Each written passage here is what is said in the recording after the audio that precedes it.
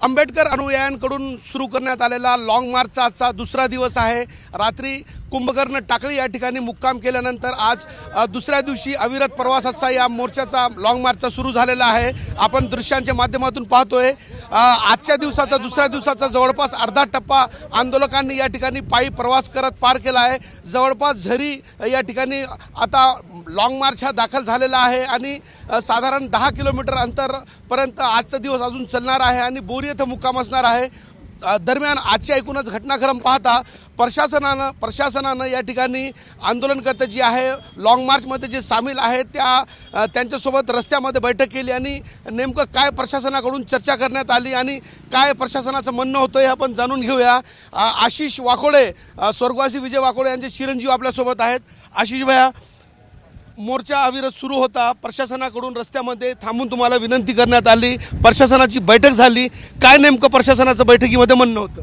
प्रशासनाचं हेच म्हणणं आहे की हा लॉंग मार्च तुम्ही थांबवा, आम्ही सरकारला कळू तुमच्या मागण्या आणि त्या पूर्ण करण्यासाठी आम्ही मदत करू। आमचं यांना म्हणणं आहे की प्रायमरी सर्वप्रथम जी मागणी आमची आहे की ज्या पोलीसवाल्यांनी आमच्या महिलांना मुलांना मारहाण केलेली आहे, ज्याचा सोमनाथचा जीव गेलेला आहे, ज्याच्या धमकीमुळे वाकोडे बाबासुद्धा गेलेले आहेत, त्या पोलीसवाल्यांना तुम्ही निलंबित करा, त्वरित निलंबित करा। चौकशी होस तर निलंबित होऊ शकतात ना, पण ते चौकशीच्या ह्या पोलीसवाल्यांना निलंबित करतच नाहीत। त्या पोलीसवाल्यांना वाचवण्याचा प्रयत्न हे परभणीचं प्रशासन करत आहे आणि मला त्यांना विचारायचं आहे, तुम्ही त्यांना कशामुळे वाचवतात? तुम्ही सांगितलं होतं का त्यांना आम्हाला मारायला? तुम्ही ह्या राज्य सरकारनं सांगितलं होतं का दंगल घडवायला? ह्या पोलीसवाल्यांना तुम्ही वाचवता, तर त्याच्यातून काही झालं नाही सुद्धा त्यांच्यात बी ते म्हणतात की आम्ही करू शकत नाहीत, आम्ही अटॅच करू, आम्ही असं करू, बदली करू, पण याच्यामध्ये निष्फळ चर्चा झालेली आहे। आम्ही याच्यात मान्य करणार नाहीत जोपर्यंत ते निलंबित होणार नाहीत, आमच्या मुलांवरचे गुन्हे मागे होणार नाहीत, तोपर्यंत हा लॉंग मार्च थांबणार नाही। ताई, आशिष भैयासोबत चालताय तुम्ही, प्रशासनानं आज परत एकदा विनंती केली थांबवा म्हणून, मात्र मार्च जो आहे अविरत सुरू आहे, काय सांगाल? नाही सर, हा मार्ग तर चालूच राहणार आहे आता आपला, जोपर्यंत आम्हाला सॅटिस्फाईड भेटत नाही, आम्हाला लेखी काही येत नाही त्यांच्याकडून, तोपर्यंत हा मोर्चा आमचा चालूच राहणार आहे। प्रशासनाची नेमकी काय भावना होती, काय म्हणणं होतं प्रशासनाचं? आता तुम्ही बैठक केली आहे, नेमकं तुम्ही लिखित मागणी करतायत, काय प्रमुख मागणी आहे ज्याच्यावर घोडं अडलंय चर्चामध्ये?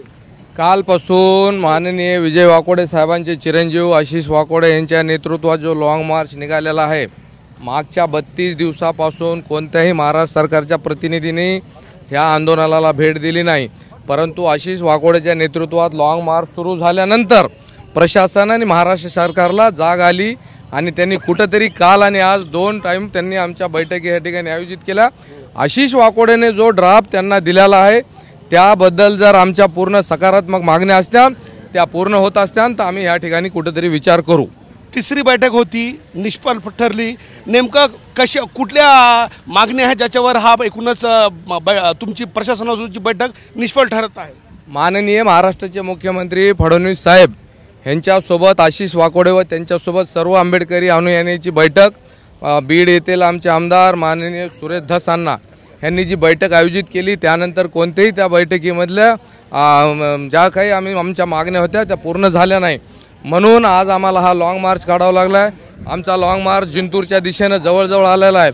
आमच्या जिंतूरच्या मंत्री माननीय मेघना दिदी बोर्डीकर ह्या सोमनाथ सूर्यवंशी आणि आशिष वाकोडे ह्या 2 लहान भावाला निश्चित न्याय देतील अशाची आम्हाला खात्री आहे आणि जिंतूर येता यांचे आभार मानू की ह्या 2 भावाला त्यांनी पदरात घेतलेला आहे। आशिष भैया, प्रशासनाची सोबतची बैठकमध्ये काही ठरलं नाही, मग आता हा प्रवास असा सुरू असणार आहे मुंबईच्या दिशेने? 100% प्रवास सुरू राहणार आहे, हा लॉंग मार्च सुरूच राहणार आहे। मुंबईपर्यंत हा लॉंग मार्च नेण्याची आम्ही पूर्ण तयारी केलेली आहे। महाराष्ट्रभरातून आम्हाला भीम अनुयायीचे फोन येत आहेत, जागोजागी नियोजन झालेलं आहे आणि लाखोच्या संख्येनं भीम अनुयायी या लॉंग मार्चमध्ये सहभागी होणार आहेत। तर प्रशासनासोबत 3 बैठका ठरल्या, मात्र तिन्ही बैठका खरं तर त्या बैठकामध्ये तोडगा निघाला नाही।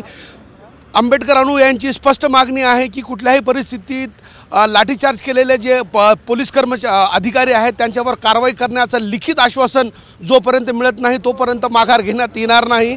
आणि आंबेडकर अनुयायांचा आजचा अर्धा प्रवास जवळपास संपलेला आहे, आता बोरीच्या दिशेनं खरं तर हा लॉंग मार्च निघालेला आहे। Camera person Nazir Khan, TV9 Marathi, Zari, Parbhani.